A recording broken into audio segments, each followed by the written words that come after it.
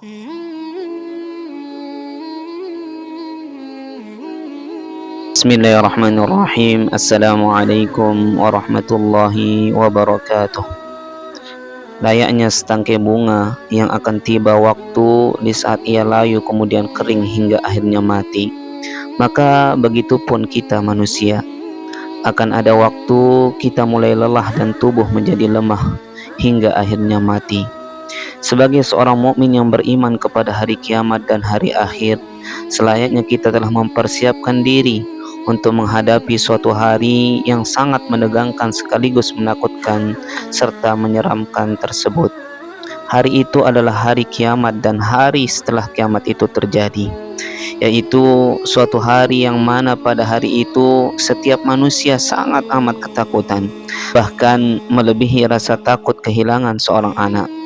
Sampai-sampai tidak ada seorang pun yang memperdulikan orang di sebelahnya, meskipun ia seorang wanita ataupun laki-laki yang tengah telanjang bulat.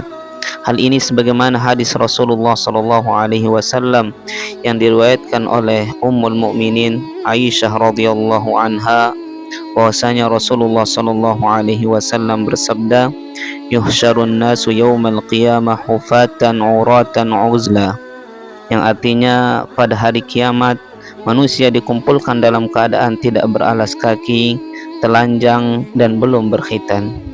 Kemudian Aisyah bertanya, "Ya Rasulullah, laki-laki dan perempuan dikumpulkan semuanya, apakah sebagiannya memandang kepada sebagian yang lain?"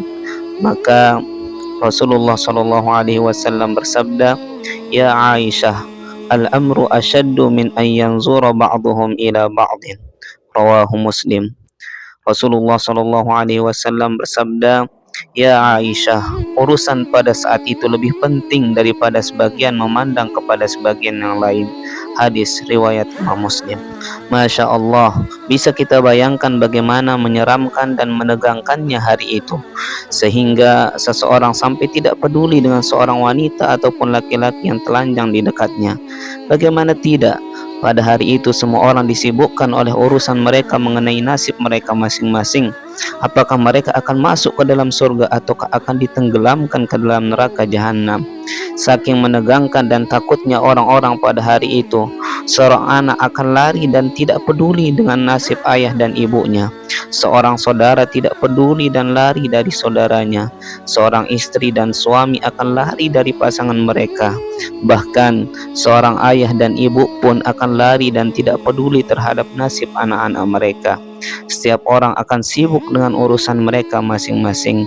Fa idza ja'atis shakhah yauma yafirrul mar'u min akhihi wa ummihi wa abihi wa sahibatihi wa banihi likulli imri'in minhum yawma idzin sya'nun yughni, yang artinya, dan apabila datang suara yang memekakkan, tiupan sangkakala yang kedua, pada hari ketika manusia lari dari saudaranya, dari ibu dan bapaknya, dari istri dan anak-anaknya, setiap orang dari mereka pada hari itu mempunyai urusan yang cukup menyibukkannya.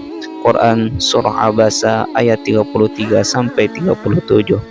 Pada hari itu sebagaimana yang disebutkan oleh Rasulullah SAW dalam hadisnya, bahwa matahari akan didekatkan dengan manusia hingga jaraknya antara matahari dan manusia seperti 1 mil, dan keringat manusia pada hari itu sesuai dengan kadar amal mereka.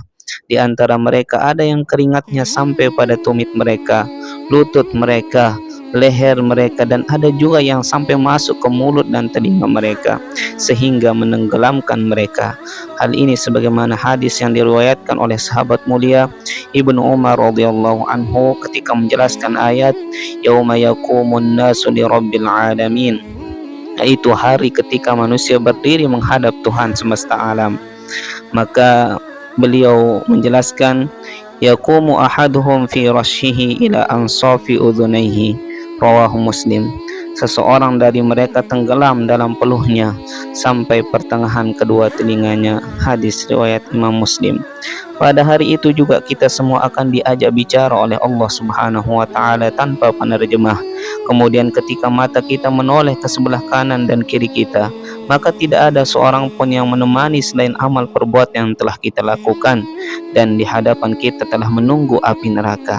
Hari setelah kiamat terjadi adalah suatu hari yang pada hari itu setiap hamba menyaksikan apa yang telah mereka perbuat selama di dunia. Kemudian dikatakan kepada mereka, engkau melakukan dosa ini, dosa itu, pada hari ini, pada hari itu.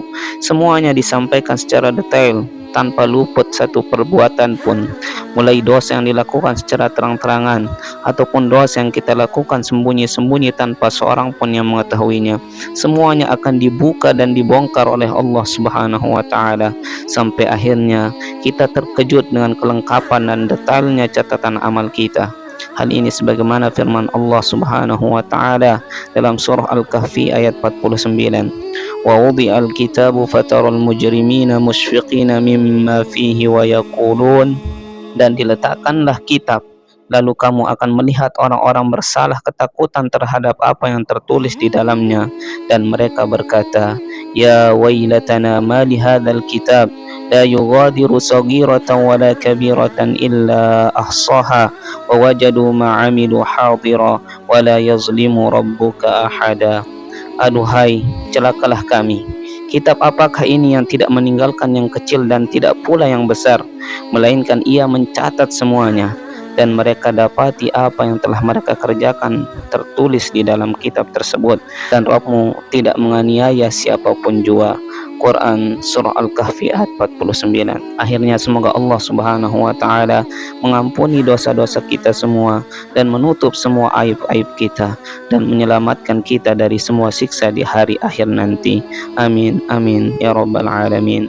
Demikian, terima kasih, semoga bermanfaat. Assalamualaikum warahmatullahi wabarakatuh.